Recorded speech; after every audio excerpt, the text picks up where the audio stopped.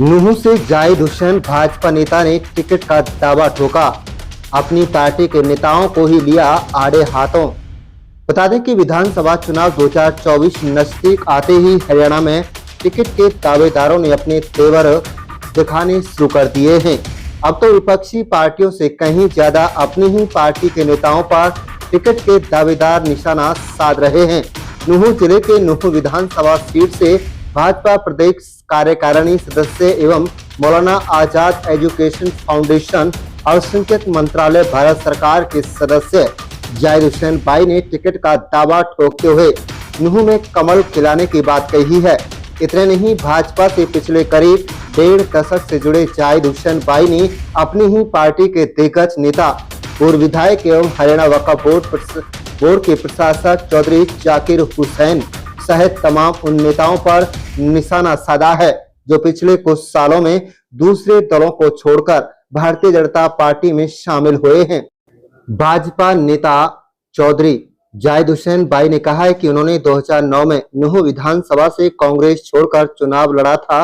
उसके बाद उन्होंने भारतीय जनता पार्टी में शामिल होकर वर्ष 2014 में और वर्ष 2019 में टिकट मांगा, लेकिन पार्टी ने उन्हें टिकट नहीं दिया। इस बार उन्हें पूरा भरोसा है कि पार्टी आलाकमान उन्हें टिकट देगा और वह नूंह जिले में कमल खिलाने का काम करेंगे। आप देखें नूंह मेवात से लियाकत अली की रिपोर्ट। चैनल को सब्सक्राइब जरूर कर लीजिएगा। सबसे पहले तो आपका स्वागत है आपके चैनल का। जो मेरा आधार है भारतीय जनता पार्टी ने जो विकास कार्य किए हैं मेवात में, और मैं खुद सन 2000 से धरातल पर सामाजिक कार्यकर्ता बन के कार्य कर रहा हूँ। चाहे मैं चेयरमैन रहा हूँ ब्लॉक समिति का, चाहे बैंक का चेयरमैन रहा हो, और चाहे मैं मेवात विकास मंच एक संगठन है उसके माध्यम से कोई काम किया हो।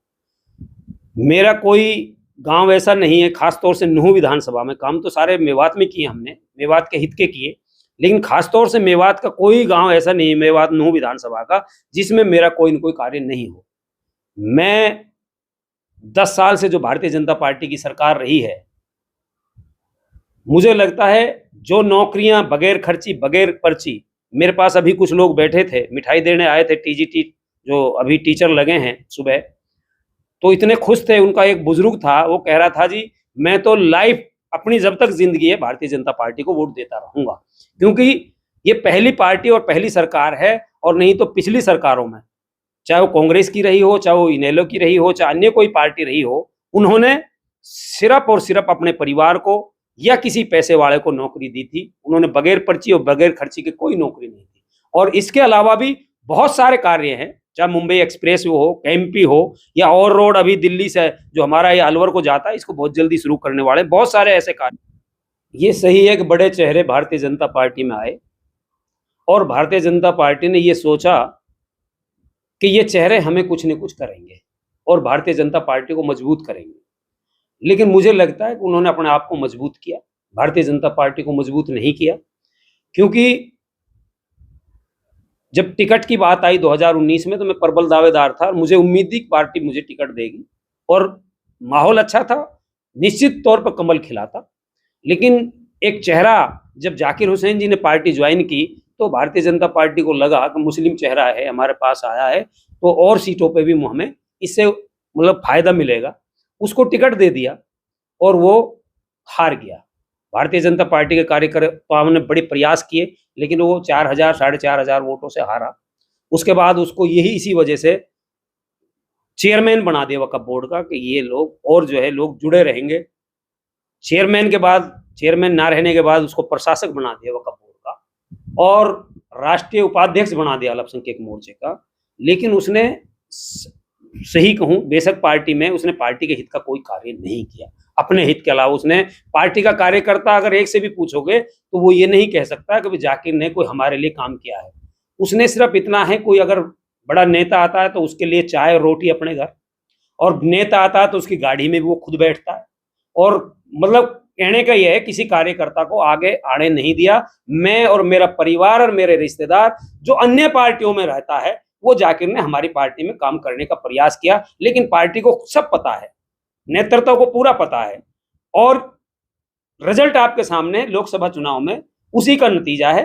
क्योंकि बीजेपी को गाली देने वाले लोग अगर आज मेरे साथ जुड़ जाएं, लोगों के दिमाग में तो वो भय बैठा रखा है उन्होंने कि भाई जो है बीजेपी, वो एक कहते हैं ना हाउ है, देखा किसी ने ना, डर है, वो डर इन्हीं लोगों ने बैठा है जो भारतीय जनता पार्टी में आज आए हैं। इन्हीं की वजह से हम लोकसभा में पीछे रहे हैं। की बार जो नेता बाहर से आए थे, इन लोगों को हमने आगे रखा।